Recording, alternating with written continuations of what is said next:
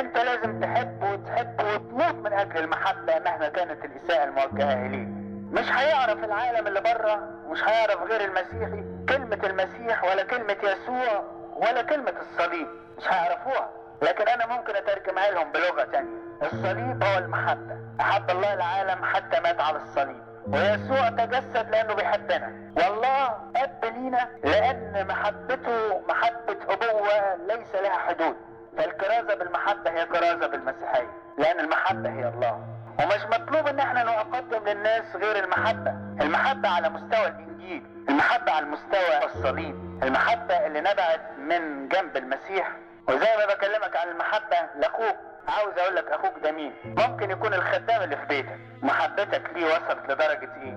ممكن يكون شخص اقل منك زي البواب او الراجل اللي قاعد او راجل فقير او راجل محتاج او الى اخره. ممكن يكون واحد غريب في الجنس والدين، هل تعامله كاخ ليك في احترام تحترمه وتقدم ليه المحبة؟ انا عاوز اقول ان حياتك كشهيد للمحبة لو عصرناها لازم تطلع حب، زي ما حياة المسيح اتعثرت على الصليب واحبت العالم كله. وبقدر ما تتسع دايرة محبتك بقدر ما تكون انت شهيد حقيقي للمحبة، شهيد ليسوع المسيح.